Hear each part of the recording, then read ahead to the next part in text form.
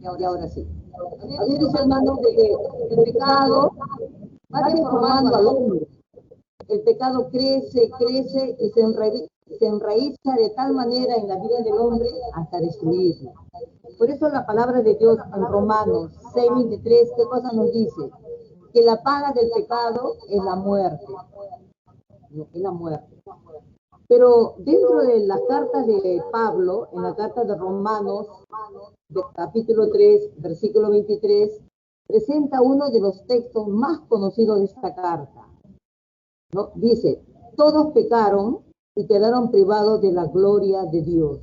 Dice, todos pecaron y quedaron privados de la gloria de Dios. Cuando dice todos, no excluye a nadie. Todos somos todos. Todos somos todos. No dice algunos. Lo que quiere decir, queridos hermanos, de que el pecado está en el mundo y todos somos pecadores. De nacimiento somos pecadores porque fuimos engendrados en pecado. Pero esta cita bíblica de Romanos 3:23, que dice que todos pecaron y perdieron la gloria de Dios, ¿no? ¿Qué presenta, hermanos? Presenta, dice, la mayor pérdida, la mayor derrota humana, perder la gloria de Dios. En este mundo hemos perdido muchas cosas. En este tiempo de pandemia hemos visto por experiencias personales cómo hay personas que han perdido su buen trabajo que tenían. Hay personas que han perdido sus cosas. Las empresas, las unidades de transportes se endeudaron y no tuvieron el ingreso suficiente para cubrir sus deudas. Perdieron. Hemos perdido personas perder su matrimonio. Hemos visto personas que han perdido muchas cosas más. Entonces, ¿cómo quedaron estas personas? Quedaron desanimados, quedaron frustrados. Es más, la experiencia humana está enseñando que muchas personas tomaron caminos equivocados, suicidios, depresiones. Eso es la pérdida material que ocasiona en el hombre. Pero acá en Romanos dice, quedaron privados de la gloria de Dios. Significa, hermano, de que la mayor pérdida humana fue la que el pecado le provocó al hombre. Y este pecado, ¿qué lo llevó a perder al hombre? Lo llevó a perder dos cosas importantes: la salvación y la gloria de Dios. Pareciera de que el mundo sufre más cuando pierde cosas materiales que cuando pierde las cosas que Dios nos da. Pero, ¿qué sucedió? ¿Qué cosa es la gloria de Dios? ¿Por qué esta parte, esta cita bíblica de Pablo nos enseña que es importante y tener alerta cuando dice perder la gloria de Dios? La gloria de Dios es la presencia de Dios en el hombre. Esa es la gloria de Dios. La gloria de Dios es la comunicación que Dios tiene con el hombre para enfrentar las situaciones de su vida desde que nace hasta que muere. Ahora, antes del pecado, antes de la creación, no había pecado. No había. ¿Qué sucedió? Antes del pecado, dice que Adán y Eva, ¿no? Ellos gozaron de todito, disfrutaron completamente de toda la gloria de Dios.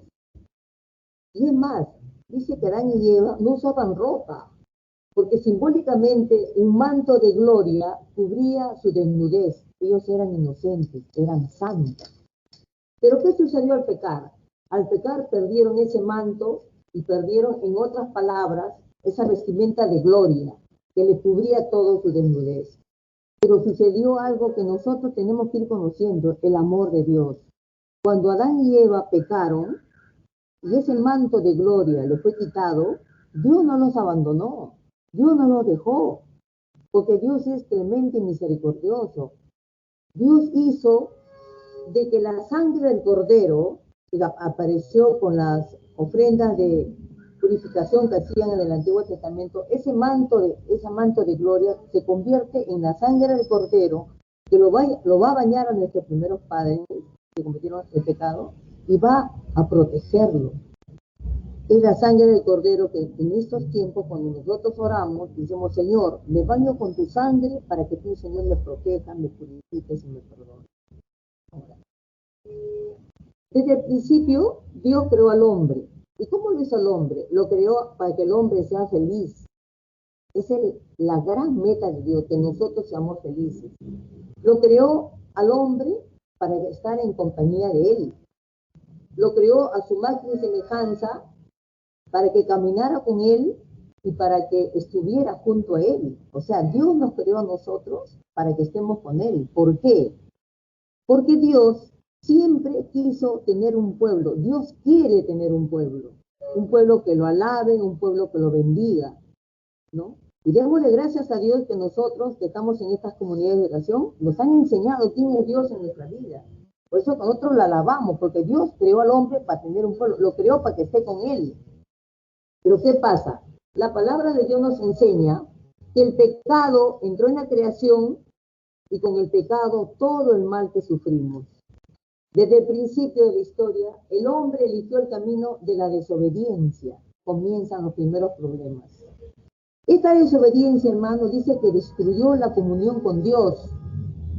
Porque dice que un día el diablo es un espíritu invisible que no lo vemos, pero que va actuando, tentó a Adán y Eva, y por esta desobediencia, Adán y Eva se apartaron de Dios, y con ellos toda la humanidad, y aparece otro pecado. Aparece el pecado de Caín, que mató a su hermano Abel. Miren, hermanos, cómo el pecado va creciendo este pecado. Después de esta caída de nuestros primeros padres y de Caín y Abel, dice que toditos los males entraron a este mundo y comenzaron a venir todos los problemas que actualmente estamos nosotros viviendo. Entonces, vamos a decir que Dios creó al hombre primeramente para que sean felices. Para eso nos creó. Y nos creó buenos. Dios no nos creó malos. Dios quiere que tú, hermano, Él nos conoce por nuestro nombre, lo conoce a Regina, lo conoce a Rosario, lo conoce a Julio, conoce a Sara, conoce a Pilar. Dios quiere que tú, hermano, seas feliz. Él no quiere que tú sufras. ¿Por qué? Porque Dios tiene características y génesis que nosotros tenemos que ir conociendo quién es nuestro Dios. Dios es amor, Dios es compasivo, Dios es clemente, Dios es misericordioso. Con estas cualidades, hermano, ese es el Padre que nos ama y que siempre nos busca para nosotros tener la felicidad. Pero el hombre desde la creación fue desobediente. Dios, hermanos, no cometió ningún accidente al pensar en el hombre. A veces pensamos que nosotros somos fruto del azar. Mentira. Nosotros no somos fruto. Nuestra presencia en este mundo tuvo un origen, que fue la voluntad de Dios. Yo puedo ser hija de madre soltera, yo puedo ser hijo de padre divorciado, pero mi presencia en este mundo tuvo un origen. Dios hizo que yo esté acá. Y que nuestra presencia forma parte del plan amoroso desde la eternidad de Dios. Quiere decir que cuando nosotros venimos a este mundo, ya estamos dentro del proyecto amoroso de Dios, que un día le vamos a conocer, que un día le vamos a alabar, que un día le vamos a hablar. O sea, nuestra presencia no es casualidad. Tú dirás, qué suerte que fui al seminario, me invitaron. No, Dios ya tenía previsto dentro de sus planes que tú un día tenías que llegar a conocerlo en tu vida. Por eso, en Efesios 1:4, ¿qué nos dice la cita bíblica? Dice, Dios nos eligió para andar en el amor. Dios nos eligió para andar en el amor y estar en su presencia sin culpa y sin mancha. Sin culpa y sin mancha. De nosotros depende la calidad de vida que llevemos. Pero estamos en este mundo y este mundo es muy pecaminoso. Este mundo nos engaña. Este mundo hace que todas las personas siempre busquemos la felicidad. Y buscando esa felicidad, vamos hacia ella, corremos hacia ella a lo largo de toda nuestra vida.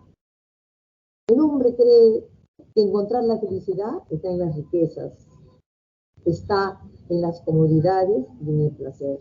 Eso cree el hombre. En otras palabras, queridos hermanos, el hombre construye su mundo. El hombre va construyendo su mundo, va prescindiendo de Dios. Cuando el hombre construye su mundo, lo saca Dios, construye su reino. Dice, esto es mío, yo lo he hecho. Todo es porque yo soy inteligente, porque soy algo. Ese es el hombre. Lo dejó a Dios de lado. Pero ¿qué sucede? Como humanamente él consiguió todo, comienzan a llegarle los problemas. Y cuando comienzan a llegar los problemas, el hombre va a buscar solución a sus problemas. ¿Y qué hace? A su manera. En vez de buscar a Dios, va cayendo en idolatrías. Busca otros dioses para solucionar sus problemas. Y se entrega al vicio. De repente a la prostitución. De repente se entrega al sexo libre. Todas estas estrategias de idolatría, de vicio, de prostitución, todas son estrategias que usa el demonio para que el ser humano se olvide de Dios y se entregue a los placeres del mundo. Y el pecado, hermano, sigue avanzando, sigue creciendo. El pecado es una falta a Dios. El pecado nos desvía caminos equivocados. Cuando hablamos de pecado, a veces la gente dice, yo no tengo pecados. Porque cuando hablamos de pecado, asocia los 10 mandamientos de la ley de Dios. No, esos son pecados graves. El pecado comienza de lo más chiquitito. Comenzamos con la mentira. Mentir. Mentir es un pecado y el padre de la mentira es el diablo. Mentimos. Y ahora eso es lo más normal en esta época. Mentimos por intereses personales, por salirnos por nuestro gusto, mentimos por dañar. Cuando hemos sido injustos nosotros, cuando ofendemos, cuando despreciamos, cuando burlamos, hermano, eso es pecado. Miren, pecados chiquitos que van creciendo. Cuando jugamos con los sentimientos de quienes nos aman y los decepcionamos, estamos pecando, hermano. Y eso ya tiene que ir dentro de esa lista que nosotros tenemos que comenzar ya a evaluarnos para ver cómo estamos ante Dios. Cada acto de violencia que hacemos, y cuando hablo de violencia, no me refiero a agresiones físicas. En este tiempo, estos actos de violencia es el común denominador de la sociedad. Palabras groseras, insultos, obras, mire, que son actos de violencia. Tener la doble personalidad, la doble moral. La doble moral es personas que aparentan lo que no son. Es lo que en la Biblia lo llaman los sepulcros blanqueados. Tener una doble moral. Entonces, hermanos, el pecado sigue avanzando en la sociedad y nosotros a veces no nos damos cuenta porque vamos a ser parte de esto. ¿Hemos pecado mucho? Sí, hemos pecado mucho. ¿Y qué cosa significa esto? Necesitamos de la misericordia de Dios. El hombre por sí solo, hermano, no se puede salvar. Él tiene que necesitar la misericordia de Dios. En otras palabras, necesitamos ser perdonados por Dios. Cuando pecamos, decimos, no, yo no estoy pecando, es solamente la actitud. Cuando nosotros deseamos mal a alguien, ya estamos pecando. Y cuando nos alegramos de la desgracia de una persona que le fue mal, también nos alegramos por envidia y estamos ya en pecado. Por eso, el apóstol Santiago en su carta, capítulo 3, versículo 2, ¿qué cosa nos dice? El que no peca de palabras es un hombre perfecto. Mira, el que no peca de palabras es un hombre perfecto. Pero ¿qué sucede? De que en este tiempo, Santiago dice que bendecimos al Señor, pero también a veces maldecimos a la gente. O sea, Santiago en el capítulo 3 habla del pecado de la lengua. La lengua es un órgano tan pequeñito, pero que puede hacer tanto daño. Destruye dignidades, destruye deshonra, destruye familia. En otras palabras, espiritualmente hablando, dice que la lengua puede incendiar bosques, destruir todo. Pablo dice, en Santiago 3, 9, 11 dice, puede salir de una misma fuente agua dulce y agua amarga, claro, porque la lengua cuando bendice es agua dulce, pero cuando esta lengua maldice se vuelve agua amarga. Entonces viene el cuestionamiento de Santiago cuando dice, ¿puede salir de una fuente agua dulce y agua amarga? No debe de salir, pero sale, hermano, sale.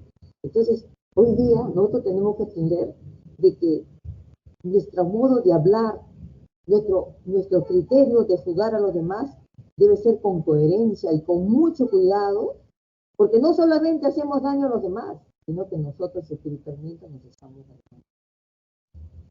Eso estamos hablando de la murmuración.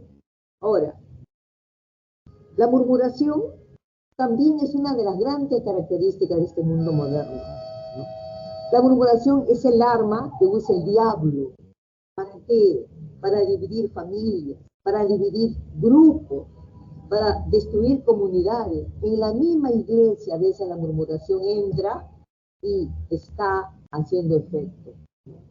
Entonces, ¿qué nos dice Santiago en el capítulo 1, 19? Nos dice, sean prontos a escuchar, pero lentos para hablar. ¿Qué significa esto? De que si tú ahora eres pastor y tu oveja te confía cosas muy íntimas, escucha, hermano, pero piensa bien antes de comentarlo. Esto está en Santiago 1:19. Dice, presto a escuchar, pero lento para hablar. Tenemos que ser, la indiscreción, hermano, es pecado ante Dios, porque estamos hablando. También pecamos de palabras. Y ahorita, imagínense, subimos al carro y todo lo que se habla. Cuando pecamos de palabra, no solamente nos estamos refiriendo a las groserías, a las palabras soeces, sino también cuando decimos palabras hirientes. Si has hecho eso, pide perdón a Dios. Proponer cosas indecentes, que es ahorita lo natural. ¿Quieres un trabajo? Ya, te doy tu trabajo, pero mis primeros sueldos es para mí. ¿Quieres un trabajo? Pero tú ya sabes cómo es, le dicen a la chica. Entonces, hermano, estas propuestas indecentes están muy bien pecado y tenemos que pedir perdón a Dios. Formar a un niño, formar a un joven, cuando le decimos al niño, hicieron esto, te vuelven igual, te pegaron, hijito, pégale a la chica. El novio te sacó la vuelta, sácale tú también la vuelta. La esposa, mi esposo fue infiel. Tú también sácale también infiel también. Págale con la misma moneda. O sea, estas recomendaciones, hermanos, ¿cuánto daño están haciendo a la vida espiritual y a la sociedad en que vivimos? ¿No? Formar mal a las personas. El pecado se ha enraizado en la sociedad. Vivimos actualmente el siglo XXI. Todo ha evolucionado. La tecnología ha evolucionado, los medios de producción han superado todo. Pero lo que nunca, hermano, va a pasar ni va a cambiar va a ser el temor a Dios, los mandamientos, que siempre van a ser igual que ayer, que hoy, que siempre. Eso siempre va a hablar. El pecado en este tiempo se disfraza. El pecado no es signo de progreso. El pecado no es signo de un desarrollo social. El pecado hace que el ser humano vaya hiriéndose, vaya enfermándose, va dividiendo, va creando grupos de cólera, va creando resentimientos y el hombre, hermano, se va destruyendo solamente por estas formas de vida fáciles que hemos adoptado. Y aparece, hermano, dentro de nuestra convivencia social la vida amoral. ¿Qué cosa es la vida moral? Si nosotros conversamos en este tiempo, muchas personas nos dirán, para ti es amoral, pero para mí es moral. Y para que el que es moral, también es amoral. O sea, son criterios ya que según los convencionalismos sociales nos han dado. Pero ¿qué cosa es la vida moral? La vida moral es cuando la persona evade sus responsabilidades. Fíjese, Jesús decía, lo que es del César, dale al César, y lo que es de Dios, dale a Dios. La vida moral degrada a las personas, nos hace retroceder. La prostitución, las borracheras, son vidas amorales. Las llamadas coimas, la evasión de impuestos, hermano, también es pecado. O sea, si tú subes un vehículo y tú pagas con 10 soles y te dan vuelto de 50, no es tu suerte, hermanito. Un cristiano debe devolver el vuelto. Pero la gente, ¿qué hace? Uy, qué suerte, me lo guardé. Pecado, hermano. Son vidas amorales. La infidelidad, el aborto. El aborto es un pecado que ahorita tengo cuestionamiento porque para muchos políticos es normal, pero el aborto ante Dios es un crimen. Si nosotros alguna vez en nuestra vida nos hemos practicado un aborto, eres homicida y ante Dios tienes que pedirle perdón. Y si tú has sido cómplice de llevar a personas para que se hagan este legrado o has aconsejado que se lo hagan, también eres cómplice de homicidio y también tienes que pedir perdón a Dios. Entonces, hermanos, estos pecados han ido creciendo y todavía ahorita hay más cuando hablamos de los pecados graves contra la fe. Los pecados graves contra la fe es cuando acudimos a fuentes ocultas. Todo el mundo lo hace.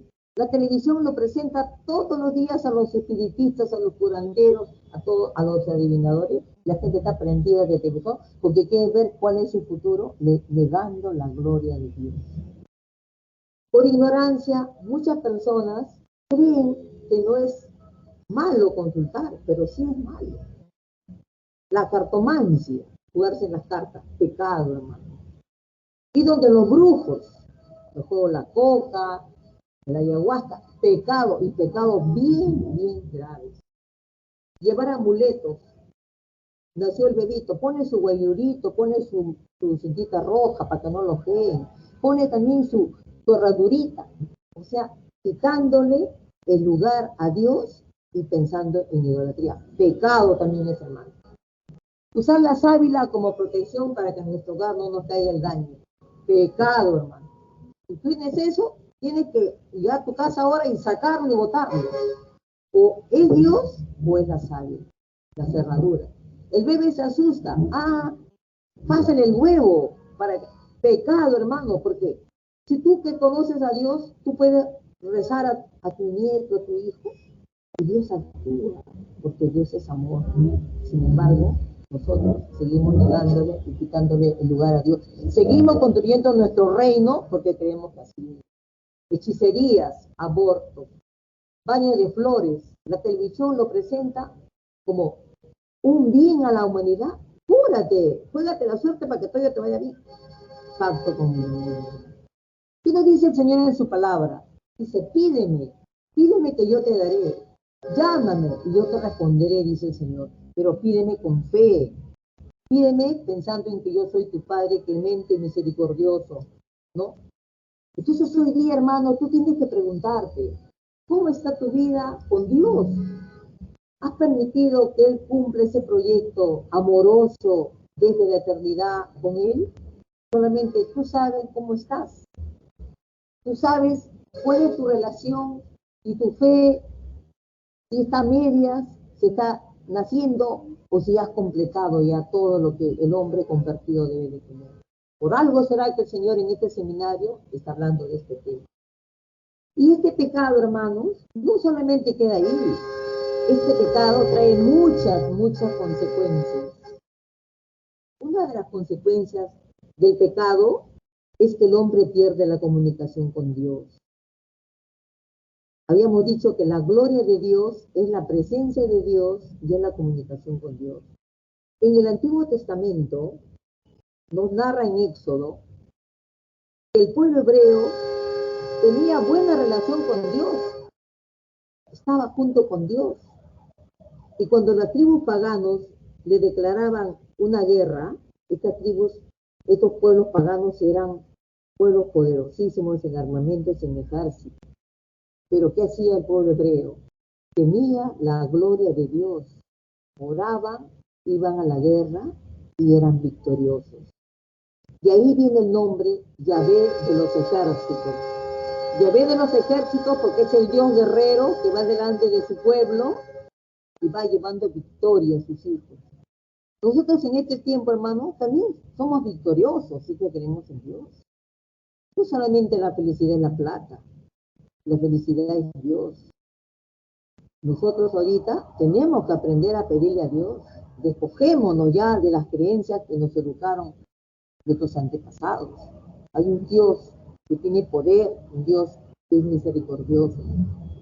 Como le llamamos el Dios de todo lo imposible, ese es Dios, hermano. El pecado nos esclaviza, te hace esclavo. El pecado te hace daño. Por eso, hermano, en Gálatas 6:7 dice Gálatas, no se engañen, a Dios de Dios nadie se burla. El que siembra para la carne, de la carne cosechará corrupción y muerte. ¿Qué significa eso? En Gálatas 5, versículo del 19 al 21, miren lo que dice, cuáles son las cosechas de la carne. Dice, es fácil ver lo que viene de la carne, relaciones sexuales prohibidas, impurezas y desvergüenzas, culto de los ídolos y supersticiones, odios, celos y violencias, furores, ambiciones, divisiones, sectarismo, desavenencias y envidias, borracheras, orgías y cosas semejantes. Les vuelvo a declarar lo que ya les he dicho, los que hacen estas cosas no heredarán el reino de Dios. Entonces, todas estas cosas, hermanos, van quitando la gloria de Dios. Y este pecado tiene siguiendo muchas consecuencias. El pecado afecta nuestras relaciones familiares. En una familia donde hay discrepancias, donde hay divisiones, donde hay criterios encontrados, no hay paz. La gente está dividida. Uno llega a su casa para encontrar paz, pero llegas a tu casa donde hay tantos problemas, entonces el hombre se sale y comienza a buscar felicidad en otras cosas. La sociedad paga las consecuencias del pecado. La drogadicción, miren lo que ocasiona en la sociedad. La borrachera, la corrupción, el egoísta, el avaro, el usurero, presta plata, cobra intereses y crea muchos conflictos económicos, emocionales en la gente que se ha hecho el servicio de estos prestamistas. Miren, hermano, hasta dónde está llegando la sociedad. El pecado ha acaparado todos los sectores, del pobre, del rico, de todos. El machista, que no quiere que la mujer lo deje, lo mata, feminicidios, parricidios, pedofilia, miren todo lo que está gritando. Son pecados graves, son consecuencias del pecado, todo eso va saliendo del pecado. Entonces, ante este pecado, hermano, nosotros ¿qué tenemos que hacer? Tenemos que adoptar actitudes que nos deben de enfrentar este pecado. ¿Y cuáles son estas actitudes? Estas actitudes tenemos que enfrentarlos porque el pecado, hermanos, al tomar cuerpo, adquiere una dimensión social. La dimensión social del pecado, luego tenemos que combatirlo. Pero solo nunca vamos a poder. Tenemos que combatirlo clamando al Señor, pidiéndole a Dios que nos ayude. Por eso Dios, en su gran amor, envió a su Hijo único, para que todo el que crea en Él no se pierda, sino tenga vida eterna. Juan 3:16. Ese Dios amor que mandó a su Hijo en la cruz y que derramó su sangre para la salvación del mundo, ese Jesús es el que nos va a levantar, ese Jesús es el que nos va a ayudar, porque Él es el amigo que nunca nos falla, hermanos. Nosotros tenemos que desde ahora, nuestra vida, cambiarlo y comenzar a llamar al Señor para que Él sea nuestro compañero. Así como en la creación Dios nos creó para andar junto con Él, para entrar en compañía de Él, así ahora nosotros volvamos esas fuentes, porque de lo contrario nosotros estamos perdidos en esto. ¿Y cuál es la actitud de las personas ante el pecado? Dice, no, yo no tengo pecado, lo niega. Primera de Juan 1:8, niega. Lo oculta, Proverbios 28:13. ¿Cómo lo oculta? Por vergüenza. ¿Qué dirán? No, mejor no digo nada.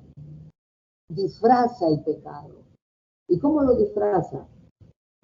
Al bien le llama mal, al mal le llama bien. La luz para él es tinieblas, y las tinieblas para él es luz. Isaías 5:20. Justifican el pecado, igual como Adán. Dice que cuando Dios le dijo a Adán, ¿por qué comiste del fruto? No, es que la mujer que me pusiste me dio. Justifican sus responsabilidades y no asumen con valentía todo lo que están haciendo. Hermanos, hoy el Señor nos está hablando para que nosotros vayamos haciendo un recordaris de cómo ha sido nuestra vida hasta ahorita. Porque el Señor nos quiere limpios, el Señor nos quiere puros, el Señor quiere que seamos un pueblo donde Él realmente habite en el corazón de cada uno de nosotros. Las faltas, hermanos, del pecado, ¿qué cosa hace el hombre? Los niega, los oculta, los disfraza, los justifica. Sin embargo, el que confiesa su pecado, está reconociendo y se aparta de ellos y renuncia, ese alcanzará el perdón, dice el Señor. Entonces, hermano, encontramos de que frente a este pecado aparece la gran misericordia de Dios. Esa misericordia, hermano, que va a borrar todos tus pecados. Y que la misericordia de Dios, fíjense, hermano, tiene una cualidad dominante. Dios tiene una cualidad dominante. ¿Y cuáles son esas cualidades dominantes que tiene Dios? Dios es compasivo. Dios se compadece de tu pecado, de tu vida. Él se compadece, Él no está ajeno. Dios es ternura. Él te abraza con amor de padre y está esperando con los brazos abiertos a ti, que eres su hijo, porque tú eres su hijo de Dios. Así sea pecado sucio, rojo, Él te ama y te espera con los brazos abiertos. Otra cualidad de Dios, dentro de la misericordia que abarra nuestros pecados, es la tolerancia. Él te tolera, Él sabe esperar. Dios es el más democrático de la historia. Él no te impone, Él espera que tú vengas. Te está dando tiempo para que tú vuelvas a Él. El Señor es paciente, sabe esperar. No se molesta, no se enoja. El Señor entiende nuestra miseria humana. El Señor sabe que nuestra debilidad humana siempre se inclina al mal. El Señor tiene clemencia. Esta clemencia que lo demostró el Señor a Adán. No lo dejó abandonado cuando desobedeció. Y tiene piedad. Dios es piadoso. Entonces, si nuestro Padre, nuestro Señor Dios es piadoso, nosotros, que somos sus hijos, con mayor razón, queridos hermanos, deberíamos de confiar nuestras cosas a Él. Pero, ¿por qué buscar otros ídolos? ¿Por qué buscar a nuestra manera la solución de nuestros problemas? Y en ese rumbo, en esa búsqueda, hermano, vamos pecando y nos vamos envolviendo en las mantas del pecado. En Dios, hermano, ¿qué cosa encontramos? Un Padre bondadoso, un Padre que te ama, pero vas a llegar a los brazos de Dios cuando haya esta conversión. Y para ello, hermano, tienes que arrepentirte. Si nosotros no nos arrepentimos, no vamos a llegar al Señor. Porque Dios, hermano, es el único que te va a levantar de esa suciedad en que vives. Él es el único que va a curar todas tus heridas que el pecado dejó. Él te conducirá para que tú seas sanado. Ese es el Señor misericordioso. Entonces, hermano, al ser libre de todas tus ataduras, vas a experimentar la libertad, el perdón de Dios y su amor. Entonces ahí vas a decir, yo antes no lo sentía a Dios, pero ahora lo siento. Porque el pecado, hermano, es como un paraguas un paraguas que lo pones encima de tu cabeza. Tú puedes orar mucho a Dios, pero ese paraguas no va a dejar que la bendición de Dios te caiga, porque estás ahí con ese paraguas que es el pecado. Entonces, tienes que sacarte ese paraguas, tienes que romper ataduras, tienes que ser valiente y aparece, hermano, el sacramento de la reconciliación. Ahí adquiere importancia, la importancia de confesarnos ante un sacerdote, de pedir perdón a Dios, de ayunar, de orar. Porque, hermano, por algo será que Dios hoy día te está hablando a ti, para que tú seas feliz. Porque en tu casa, de repente tu familia no tiene la oportunidad de conocerlo, pero tú vas a ser el baluarte, tú vas a ser el centinela. Tú vas a ser el hermano que va a orar por tus padres, por tus hermanos que no lo conocen a Dios.